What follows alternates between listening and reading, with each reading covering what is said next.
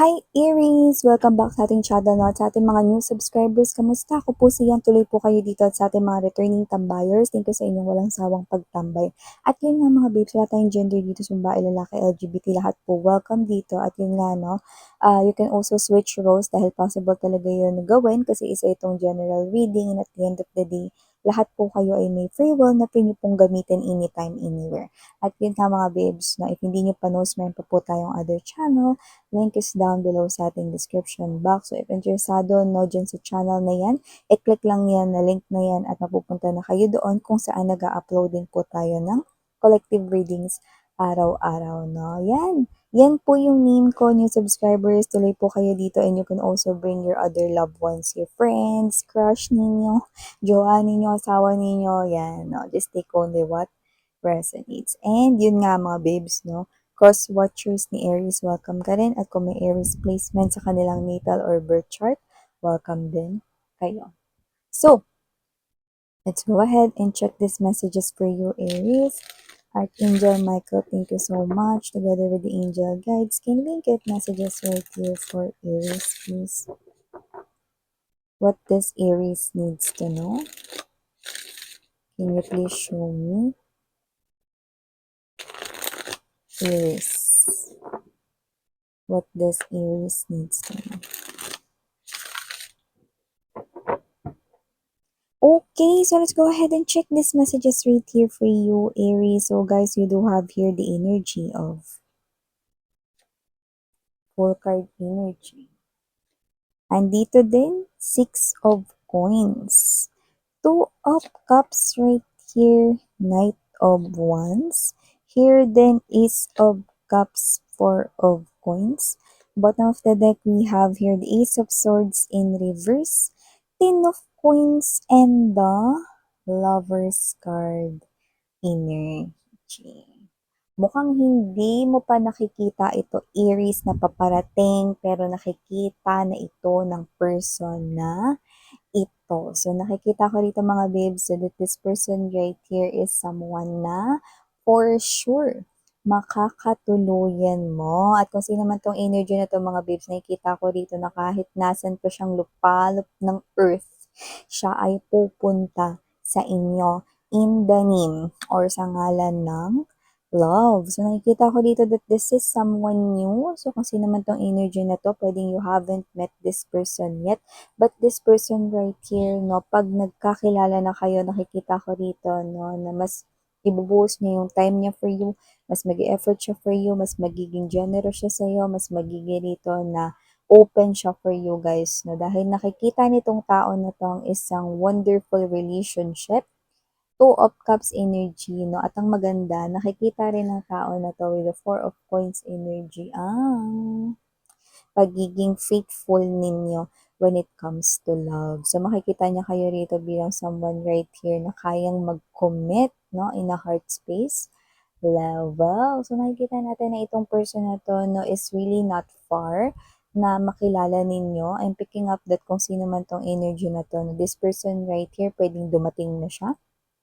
Yung iba pwedeng bukas lang, no? Yung iba, mga babes, no, is nakikita ko rito na in the upcoming days or weeks, no? So, nakikita natin dito with the full card energy, this person will definitely want this passionate new beginning here with you guys. And it's definitely someone who can give you anything and everything.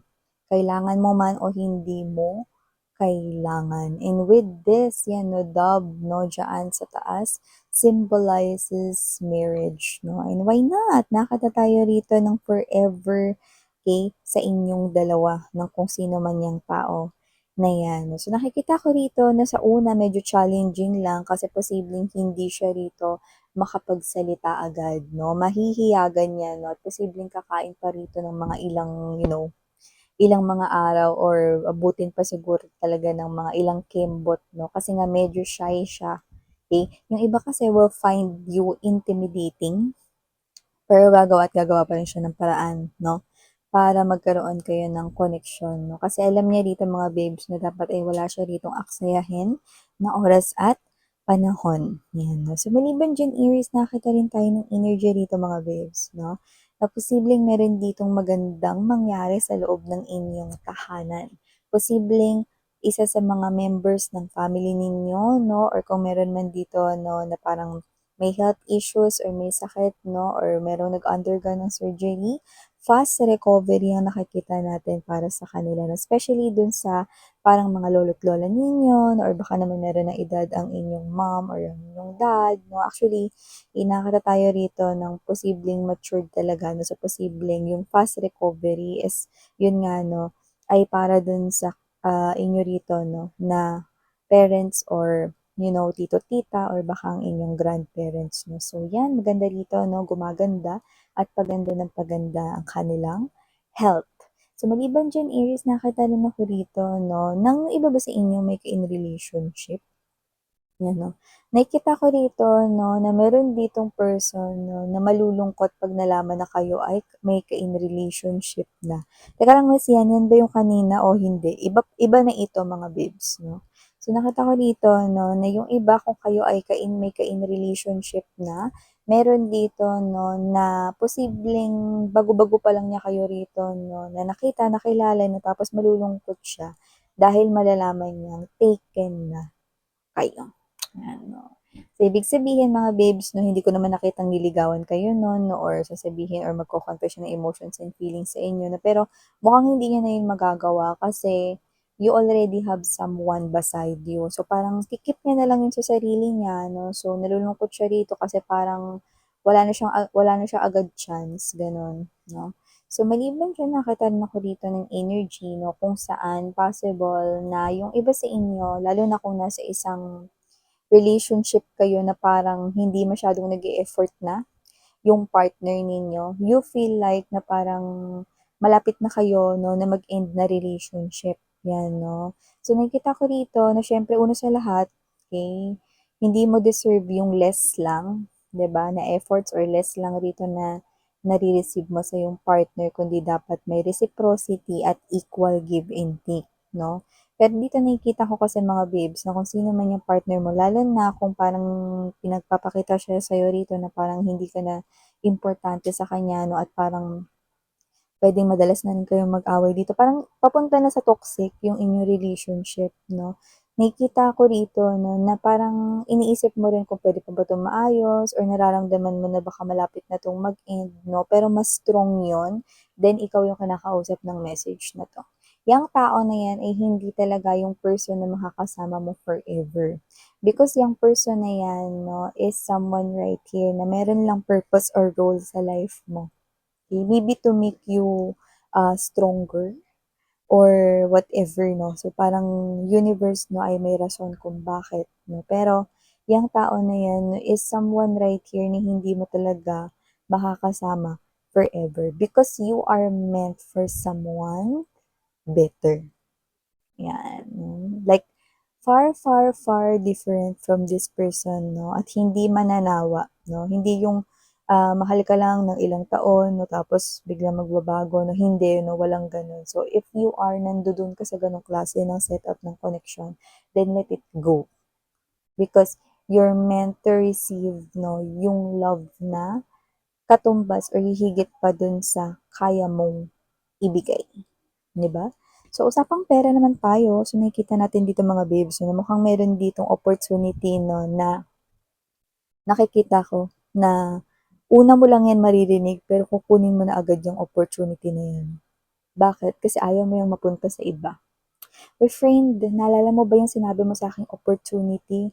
Akin na, game ako diyan, go ako diyan, 'yan 'no. So nakikita ko na iga-grab mo 'yan, whether that's part-time, whether that's sideline, side hustle 'no, or yung iba puwedeng work talaga 'yan and you're looking for job, kung ano man 'yan, ayaw mo 'yan mapunta sa iba.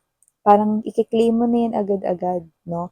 So nakita ko yung iba kahit pag-isipan niyo 'yan hindi rin gano'n katagal kasi nga parang nararamdaman ninyo that you're being pull, parang pinu-pull kayo papunta dun sa opportunity na 'yun. Kaya parang kung sino man 'yan, kung kanino manggagaling 'yan, I mean, yung offer na 'yan sa friend mo, sa kakilala mo 'no, or yun nga, nakikita ko na iga-grab mo 'yan, you know. Remember yung binanggit mo sa'kin, go ako diyan, ayan. Investment man 'yan, trabaho, negosyo, go, 'yan 'no. At maganda rin 'yun, bakit? Kasi Kaya ganun yung feeling mo, kasi diyan ka na talaga as in tunay, legit na makakapag-ipon. Four of Coins energy, Aries. To the point mga babes, no, na nakikita ko rito na sa lahat ng opportunity, yan yung hindi mo nabibitiwan ever. Meron din ako nakita rito na may mga trabaho kayo pero mas pipiliin nyo 'to. Yes, yan nakikita natin dito. At ang maganda, nakikita ko rin dito na, um, itong maiipon ninyo, like makakapag-ipon kayo rito talaga, nakikita ko rito 'no, na mas makakapag-share pa kayo. Kasi iba sa inyo gusto niyo mag-share, okey, like ng kung anong meron kayo, okey. So, nakita ko dito na puwedeng kayo 'to na magbigay 'no, dun sa mga needy, charities, ganyan. Or kayo 'to na parang gusto niyo lang mag-abot na 'pag may nakita kayo 'no, na street children 'no, or yun nga 'no, beggar sa street, 'yan. Or those who are in need, 'yan. So, maliban diyan nakakita rin tayo ng energy dito na posibleng, 'yan 'no, magkaroon na ng linaw 'no, yung bagay rito na parang malinaw naman talaga pero parang pinapalabo lang ng iba. Ano daw, miss yun? So, nakita ko kasi rito na parang meron ditong bagay na alam mo naman talaga, pero parang meron ditong mga tao na parang sinasabi, "Ay hindi yun ganun friend, ito kasi talaga yun ganyan, ganyan." 'No. Pero dini-distort lang nila yung parang alam mo na, kasi alam mo na yung truth. Ayaw lang nila rito na parang madamay-damay kasi kung sino man yung nandodo'n, ayaw din nila lumabas na parang kasali sila dun, so parang pinagtatakpan nila yun. So, that might not resonate 'no, to everyone, pero posibleng for few of you guys. So, kunwari ganito, okey, puwedeng dati bini-trade ka ng iyong ex 'no, at puwedeng alam rin 'yun ng mga friends niya rito na meron na pala siyang ibang girlfriend or ibang boyfriend that time. Pero nanatili silang tikom ang bibig 'no, kunwari wala silang alam, bla, bla, bla 'no. Pero 'yun nga mga babes 'no, 'yun talaga yung totoo. So, parang 'yun yung mga nagde-distort ng mga informations is yung mga parang, ang tawag diyan hugas kamay, 'yan 'no. So, may mga maghuhugas kamay dito. Pero okey lang, you know the truth already, so parang kiber na, 'di ba? Importante alam mo sa sarili mo ang trueness. So yun nga, ito na Aries sa mga messages natin here for you guys. Again, I'm Yuriana on me, Sarang Heal of Inlight. Annyeong.